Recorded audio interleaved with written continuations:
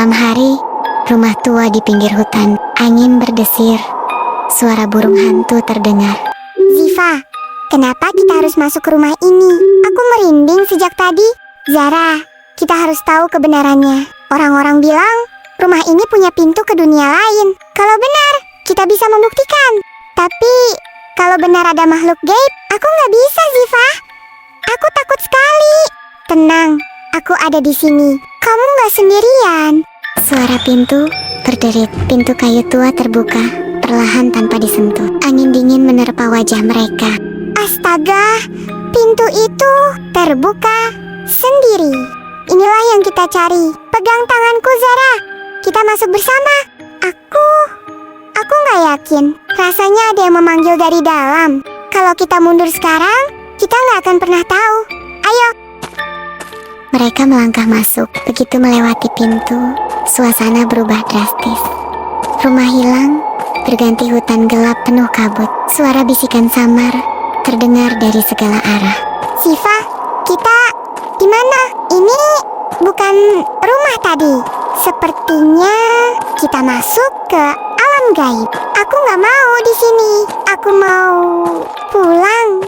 Dengar, Zara, kalau kita panik, mereka akan semakin kuat. Kita harus tenang. Suara tawa aneh bergema. Bayangan hitam melintas di antara pepohonan. Ziva, ada sesuatu di sana. Aku lihat bayangan bergerak. Jangan takut. Mereka hanya mencoba menakut-nakuti kita. Hutan berkabut, pepohonan tinggi. Suara-suara aneh bergema. Zara dan Ziva berjalan perlahan. Kabut semakin tebal. Bayangan hitam bergerak di kejauhan.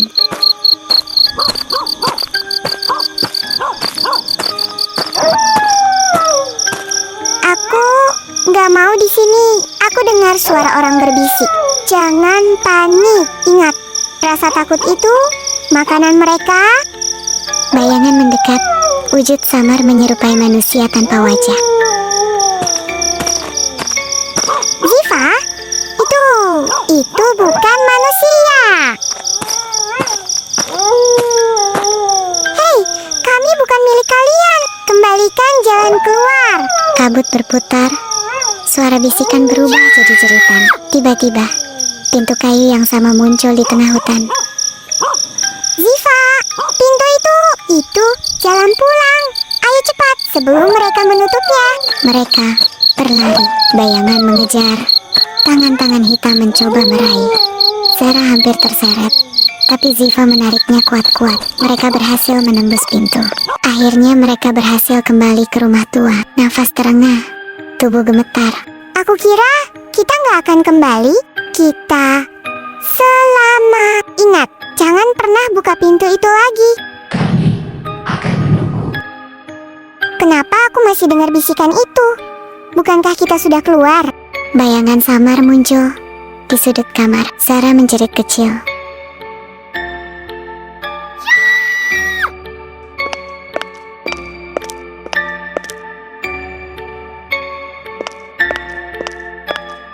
Ziva, mereka ikut kita pulang. Aku lihat bayangan di kamarku. Tenang, Zara. Jangan biarkan rasa takutmu menguasai. Aku nggak kuat, Ziva. Mereka terus berbisik. Bilang kalau aku sudah jadi milik mereka.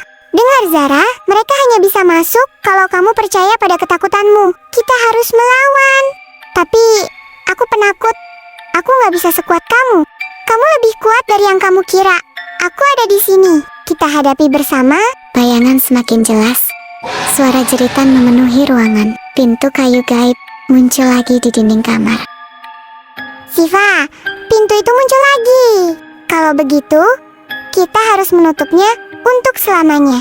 Kamar Zara berubah menjadi hutan berkabut lagi. Mereka ditarik masuk. Aku nggak mau di sini lagi.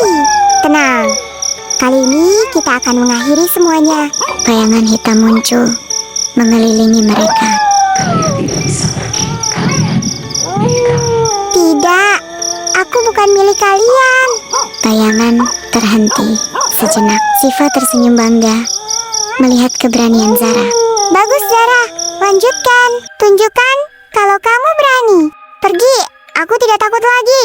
Kabut berputar, bayangan memudar, pintu kayu terbuka lebar, cahaya terang muncul. Ayo, ini kesempatan kita. Mereka berlari menembus pintu, bayangan berteriak marah, lalu menghilang. Mereka kembali ke kamar Zara. Pintu gate lenyap. Kita berhasil. Ya, kamu berhasil melawan ketakutanmu. Pintu itu sudah tertutup. Suara bisikan terakhir terdengar samar. Zara akhirnya belajar melawan rasa takutnya. Sementara Ziva tetap menjadi pelindung dan penguat.